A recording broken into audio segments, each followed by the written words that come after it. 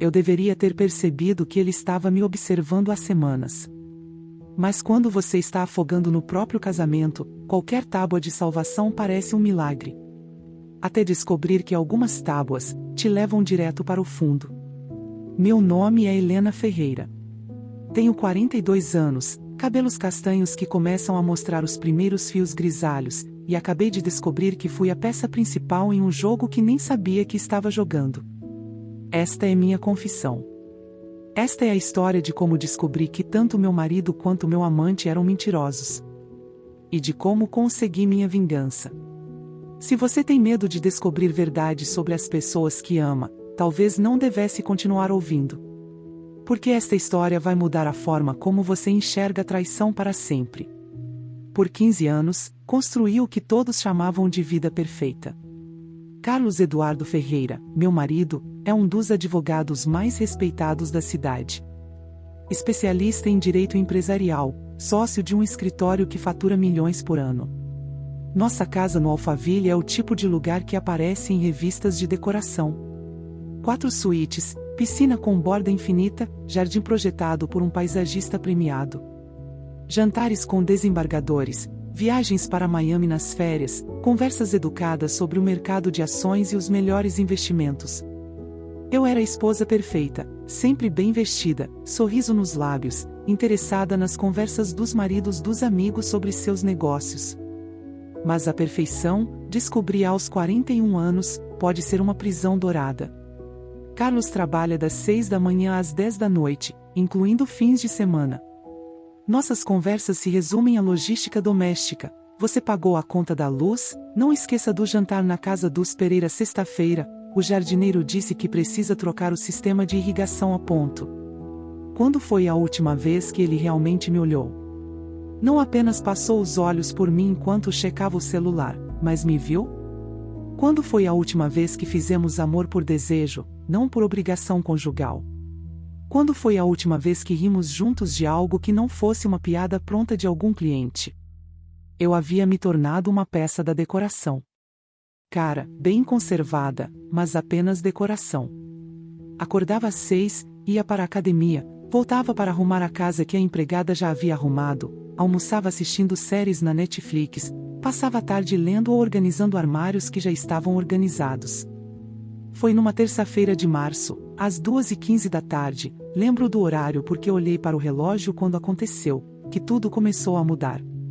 Eu estava no Pão de Açúcar da Vila Madalena, fazendo compras para mais uma semana idêntica às anteriores, quando esbarrei nele. Literalmente. Eu estava distraída, checando a lista de compras no celular, quando virei a esquina do corredor de laticínios. Bati em cheio nele. Minha cesta voou, tomates orgânicos rolaram pelo chão, o pote de azeitonas se espatifou, fazendo um barulho que chamou a atenção de meio supermercado. E lá estava ele, se abaixando para me ajudar a recolher a bagunça, com um sorriso que parecia genuinamente preocupado, não apenas educado. Nossa, desculpe. Eu não vi você chegando. Você se machucou, ele disse, e sua voz tinha uma qualidade diferente. Não era a voz profissional dos vendedores ou a voz controlada dos homens do círculo social de Carlos. Era uma voz humana. Matheus Henrique Silva. 26 anos, 1,78 m, cabelo castanho escuro ligeiramente bagunçado, o tipo de bagunça que parece proposital mas que você sabe que é natural. Olhos verdes que pareciam realmente enxergar as pessoas, não apenas processá-las como informações úteis ou inúteis. Trabalha na Livraria Cultura da Rua Augusta. Literatura brasileira contemporânea é sua especialidade.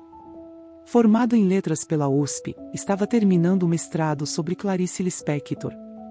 Morava numa república no centro da cidade com mais 2 amigos. Como eu soube de tudo isso? Porque conversamos por 45 minutos ali mesmo, entre os corredores do supermercado. Sobre livros, quando foi a última vez que alguém me perguntou o que eu estava lendo? Sobre a cidade, sobre como São Paulo pode ser solitária mesmo com 12 milhões de pessoas. Sobre como é estranho ser adulto e ainda não saber exatamente quem você é ou o que quer da vida. Quando me dei conta, estava rindo. Rindo de verdade, Não o riso educado que eu havia aperfeiçoado para os jantares sociais. Rindo até as lágrimas aparecerem nos cantos dos olhos. Quando foi a última vez que isso aconteceu? Ele pediu meu número. Para recomendar livros, disse, com um sorriso que sugeria que os dois sabíamos que não era só isso. Você parece ser o tipo de pessoa que gostaria de algumas histórias diferentes das que está acostumada a viver. Eu deveria ter dito não. Deveria ter sorrido, agradecido pela ajuda com as compras e seguido minha vida perfeitamente organizada. Mas havia algo na forma como ele disse histórias diferentes a que me fez pensar em todas as histórias que eu não estava vivendo. Dei meu número. E no carro, voltando para casa, percebi que estava sorrindo sozinha. A primeira mensagem chegou 3 dias depois. Uma foto de um livro, Água Viva, da Clarice Lispector, com a mensagem: pensei em você quando li esta passagem hoje. Acho que você entenderia. E abaixo, uma citação: eu me doou a quem quiser me tomar. E se ninguém me tomar, doou-me ao nada. Mas não quero ir para o nada, prefiro dar-me a alguém. Fiquei olhando para a tela por 10 minutos. Ninguém me mandava citações literárias. Ninguém a pensava em mim ao ler alguma coisa. Carlos, se lesse algo além de petições e contratos, certamente não compartilharia comigo. Respondi: Clarice sempre soube colocar em palavras coisas que nem sabemos que sentimos. Ele respondeu em 2 minutos: você sente isso? Essa vontade de se dar, de ser tomada por completo por algo ou alguém? Era uma pergunta perigosa. E eu sabia disso. Mas respondi: às vezes sinto que nunca fui realmente tomada por ninguém. As mensagens se tornaram diárias. Nunca íntimas demais, mas sempre significativas. Ele enviava fotos dos livros que estava lendo, trechos que o marcavam, perguntas sobre o que eu pensava da vida. Eu retribuía com reflexões que nem sabia que tinha dentro de mim. O que você queria ser quando criança? Ele perguntou numa quinta-feira chuvosa. Fiquei olhando para a pergunta por 15 minutos. Quando foi a última vez que alguém me perguntou sobre meus sonhos de criança? Quando foi a última vez que eu pensei nisso? Veterinária, respondi. Queria salvar todos os animais do mundo. E você? Escritor. Queria contar histórias que fizessem as pessoas se sentirem menos sozinhas. Ainda quero. Foi então que ele sugeriu nosso primeiro encontro presencial. Que tal um café? Conheço um lugar no centro onde servem o melhor cappuccino da cidade. E eles têm uma seção de livros usados incrível. Eu deveria ter dito não. Uma mulher casada não marca encontros com homens 16 anos mais novos para tomar café e falar sobre livros. Mas eu disse sim. E menti para Carlos pela primeira vez em 15 anos de casamento. Vou encontrar a Patrícia para um almoço, disse no sábado de manhã. Patrícia era minha amiga da faculdade que morava em Londres há 10 anos. Carlos nem levantou os olhos do jornal. Está bem. Não se esqueça de que temos jantar com os Rodrigues hoje à noite. O café era numa rua estreita da Vila Madalena, o tipo de lugar que Carlos chamaria de ambiente de estudante. Pequeno, com mesinhas de madeira desgastada, estantes improvisadas cheias de livros com páginas amareladas pelo tempo, cheiro de café forte misturado com o aroma doce dos bolos caseiros. Mateus já estava lá quando cheguei, lendo um livro grosso. Depois descobri que era 100 anos de solidão, do Garcia Marques.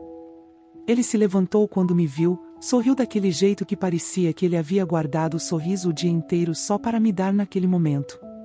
Conversamos por 3 horas. 3 horas. Sobre tudo e sobre nada. Sobre como Gabriel Garcia Marques conseguia fazer o impossível parecer real e o real parecer impossível. Sobre como São Paulo mudou nos últimos anos, sobre como é estranho envelhecer numa cidade que cresce mais rápido que você. Sobre sonhos abandonados e sonhos que ainda tinham chance de se realizar.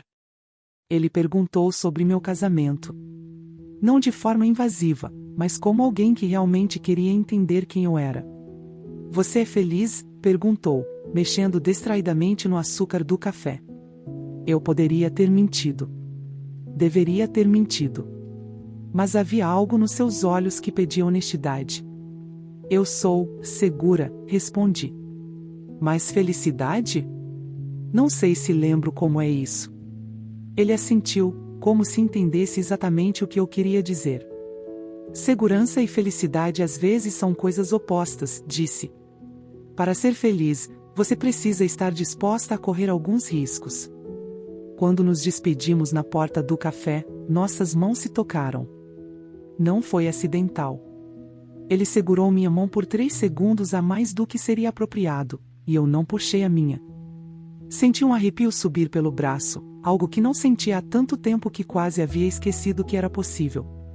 No carro, voltando para casa, olhei no retrovisor e não reconheci a mulher que estava ali. Havia algo diferente nos meus olhos. Uma luz que não via há anos. E eu sabia que estava entrando num território perigoso. Mas pela primeira vez em muito tempo, perigo parecia melhor que segurança. Os encontros se tornaram semanais, depois 2 vezes por semana.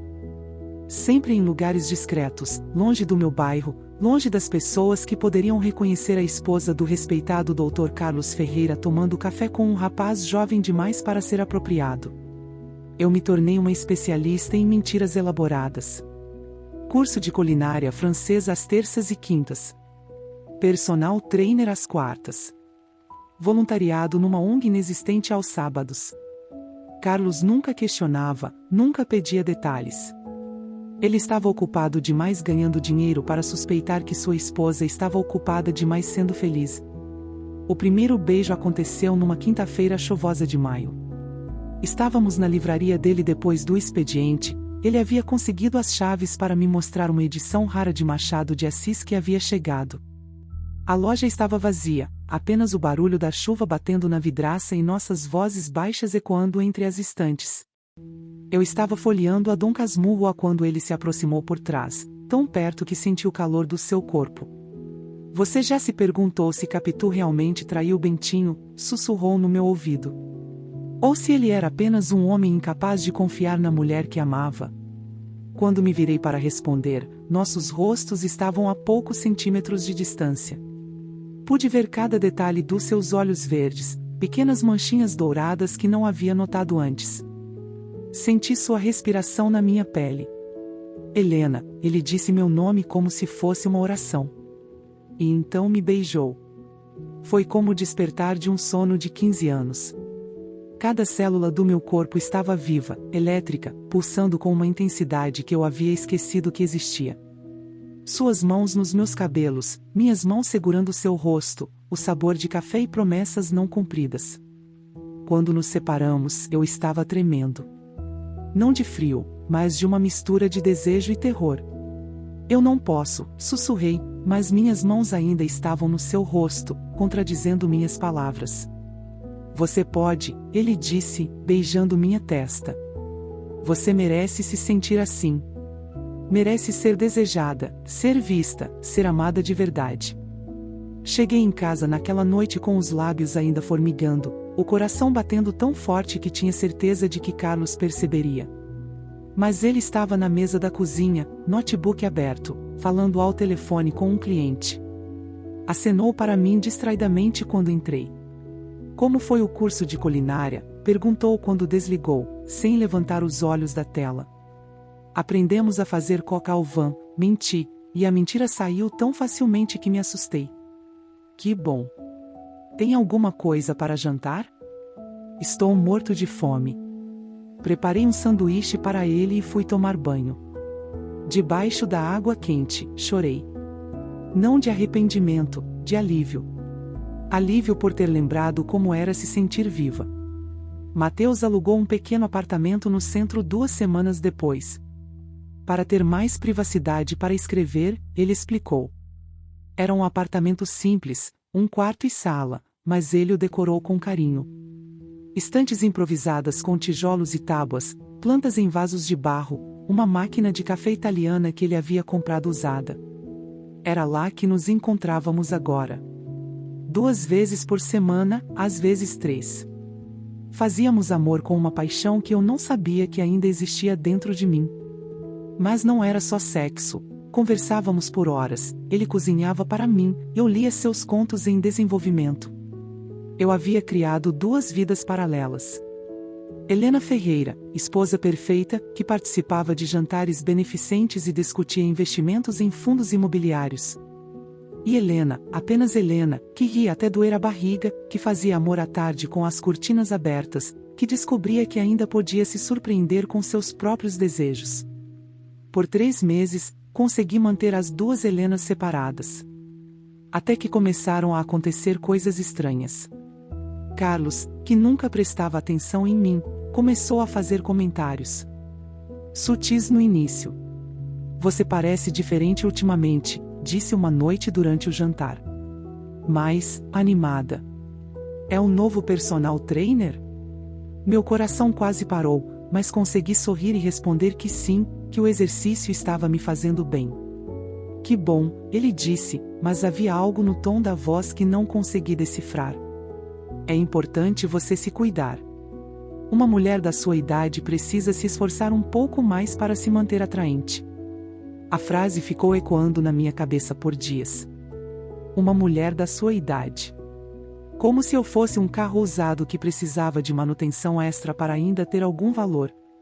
Foi então que comecei a notar outras coisas. Mateus sempre sabia onde eu estaria antes mesmo de eu contar. Conhecia detalhes sobre minha rotina que eu não lembrava de ter mencionado. Sabia que Carlos viajaria para Brasília numa terça específica antes mesmo de Carlos me contar. Quando questionei, ele sorriu daquele jeito encantador e disse que estava prestando atenção porque se importava. Quando você ama alguém, você memoriza cada detalhe, disse, me beijando para acabar com a conversa. Mas havia algo nos olhos dele naquele momento. Uma frieza que aparecia por frações de segundo antes de voltar ao sorriso que me fazia derreter. E comecei a me perguntar, quantas mulheres casadas passaram por aquele apartamento antes de mim? Comecei a prestar mais atenção. Mateus nunca falava sobre o futuro, nosso futuro. Quando eu mencionava a possibilidade de deixar Carlos, ele mudava de assunto. Vamos viver o presente, dizia. O futuro é uma abstração que rouba a felicidade do agora. Era bonito, poético. Mas também era conveniente. Uma tarde, enquanto ele dormia depois de fazermos amor, fui até a cozinha pegar água. Na mesa da sala, vi papéis espalhados. Achei que fossem os contos dele, mas quando me aproximei, vi que eram anotações sobre mim. Detalhes sobre minha rotina, sobre Carlos, sobre nossa situação financeira. Esposa entediada, casamento sem paixão há pelo menos 5 anos, estava escrito numa letra que reconheci como sendo dele. Vulnerável à atenção masculina. Patrimônio estimado em 15 milhões de reais. Patrimônio estimado. Eu era um patrimônio para ele. Quando voltei para o quarto, ele estava acordado, sorrindo. Onde você foi, meu amor? Buscar água, respondi, tentando manter a voz normal. Ele me puxou para a cama, me beijou, e por um momento quase consegui esquecer o que havia visto. Quase consegui acreditar que eram apenas anotações para um conto que ele estava escrevendo sobre uma mulher como eu. Mas a semente da desconfiança havia sido plantada. A verdade chegou de forma mais brutal do que eu poderia imaginar. Foi numa quinta-feira de agosto, quase 6 meses depois do nosso primeiro encontro. Eu estava em casa, organizando o closet, uma dessas tarefas que você faz quando precisa manter as mãos ocupadas para não pensar demais. Foi quando encontrei um envelope que havia caído atrás da cômoda.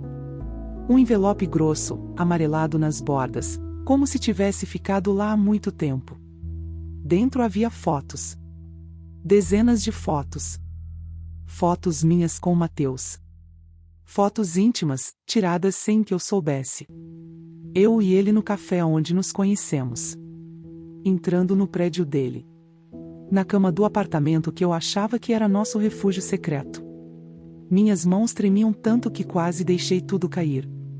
Havia fotos de diferentes ângulos, tiradas ao longo de semanas. Alguém havia documentado metodicamente cada encontro nosso. No verso de uma das fotos, uma anotação em letra que reconheci imediatamente, mesmo tremendo de choque: evidência, caso extraconjugal. Manter para uso posterior. Era a letra de Carlos. Meu marido sabia.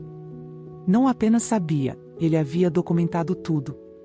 E de repente, tudo fez sentido. A súbita falta de interesse dele por onde eu estava. A ausência total de ciúme ou suspeita. Os comentários aparentemente casuais sobre minha aparência melhorada. Ele não estava distraído demais com o trabalho para notar minha traição. Ele estava ocupado demais orquestrando ela. Confrontei Carlos naquela mesma noite. Ele estava no escritório, como sempre, mas desta vez me olhou quando entrei. Um olhar que nunca havia visto antes. Não era surpresa, não era raiva. Era satisfação. A satisfação de quem finalmente pode parar de fingir. Você achou as fotos, ele disse sem que eu precisasse falar. Não era uma pergunta. Imaginei que encontraria em algum momento. Você sempre foi muito organizada. Por quanto tempo você soube? Consegui sussurrar. Ele riu. Um riso seco, sem humor a Helena, querida. Eu sei desde o primeiro dia. Na verdade, eu sabia antes do primeiro dia. A verdade era ainda pior do que eu poderia imaginar. Carlos não apenas sabia do caso, ele havia orquestrado tudo desde o início. Mateus não era um encontro casual no supermercado. Era um ator profissional, especializado em seduzir mulheres casadas para comprometi-las. Aquele esbarrão no pão de açúcar não foi acidental, Carlos continuou, com a mesma tranquilidade com que discutia contratos. Mateus estava lá porque eu o paguei para estar lá. Eu sabia sua rotina, sabia que você fazia compras sempre às 2h15 das terças-feiras. Por quê? Foi tudo o que consegui sussurrar. Por que fazer isso comigo? Divórcio é caro, Helena. Muito caro. Especialmente quando se tem patrimônio considerável e uma esposa que tecnicamente não trabalha. Com separação consensual, você levaria metade de tudo que construí. Mas adultério muda completamente o jogo. Ele se levantou da cadeira, foi até o cofre atrás da mesa e tirou uma pasta. Dentro, mais fotos, documentos, extratos bancários mostrando os pagamentos para Mateus. Com essas evidências, você não consegue nem a casa da praia se sair desta casa. E olha que eu fui generoso, poderia ter arranjado algo muito mais comprometedor. 15 anos de casamento. 15 anos da minha vida. Eu havia sido manipulada pelo homem que jurou me amar para sempre, seduzida por um homem pago para me destruir. Tudo havia sido um jogo cruel em que eu era a única pessoa que não sabia que estava jogando. E Mateus? Perguntei, ainda tentando processar a magnitude da traição. Mateus Henrique Silva, 26 anos, formado em artes cênicas pela FAAP, não pela USP. Especialista no que faz. Já trabalhou para pelo menos 15 maridos em situações similares. Ele tem um talento natural para fazer mulheres infelizes se sentirem especiais novamente. Carlos abriu um laptop e me mostrou uma planilha. Nomes de mulheres, idades, patrimônios estimados, status dos projetos. Eu era apenas mais uma linha numa tabela de Excel. Projeto Helena, status, concluído com sucesso. Evidências coletadas, suficientes para garantir divórcio favorável. Custo total, R$47 mil. Economia estimada em processo de divórcio, reais 7,5 milhões. 7 milhões e meio. Esse era meu valor como esposa para ele. Onde ele está agora? Perguntei. Mateus? Provavelmente em Curitiba, trabalhando no projeto Sandra. Empresária de 44 anos, casada com um médico. Patrimônio estimado em 12 milhões. Ela também acha que encontrou o amor da vida dela numa livraria. Era uma empresa. Uma empresa especializada em destruir casamentos de dentro para fora, e eu havia sido apenas mais um contrato executado com perfeição. Naquela noite, sozinha no quarto de hóspedes onde Carlos a sugeriu a que eu dormisse até resolvermos os detalhes da separação, entendi que havia sido duplamente traída. Pelo homem que jurou me amar para sempre e pelo homem que me fez sentir amada pela primeira vez em anos. Mas Carlos subestimou uma coisa fundamental sobre mim. 15 anos ao lado de um advogado bem-sucedido te ensinam algumas coisas sobre jogos de poder, sobre como o sistema funciona, sobre como encontrar as fraquezas das pessoas. E eu havia aprendido com o melhor. Passei as próximas 2 semanas fingindo ser a esposa destruída e conformada que ele esperava que eu fosse. Chorava nos momentos certos, implorava perdão quando ele estava por perto, aceitava as condições humilhantes que ele ia impondo gradualmente.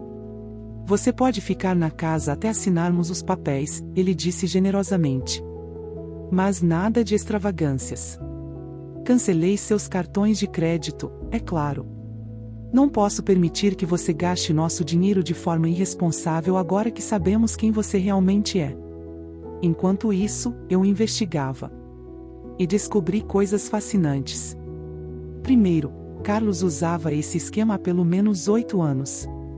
Encontrei registros de outros casos, outras mulheres, outras vidas meticulosamente destruídas para proteger seu precioso patrimônio. Ele havia transformado a manipulação conjugal numa ciência exata. Segundo, Mateus não era apenas um ator ocasional. Era um golpista profissional com pelo menos 3 identidades diferentes e passagens pela polícia em 2 estados. Carlos, meu respeitável marido advogado, estava tecnicamente financiando atividades criminosas há quase uma década. Terceiro, e mais interessante, Carlos não era tão inteligente quanto pensava. Ele havia deixado rastros. Muitos rastros. Pagamentos para Mateus passavam por uma empresa de fachada que Carlos havia criado. Transferências bancárias, contratos falsificados, notas fiscais de serviços inexistentes. Tudo muito bem documentado porque ele era, acima de tudo, um homem organizado. Mais importante, ele não era o único advogado envolvido no esquema. Havia uma rede, pelo menos 12 profissionais em São Paulo que usavam métodos similares. Eles até se reuniam mensalmente num clube privado para trocar experiências a ponto. Consegui acesso ao computador dele numa madrugada em que ele havia bebido mais vinho que o usual durante um jantar com clientes. Baixei tudo. Arquivos, e-mails, planilhas, fotos, vídeos de outras mulheres que nem sabiam que estavam sendo filmadas. Era um material devastador.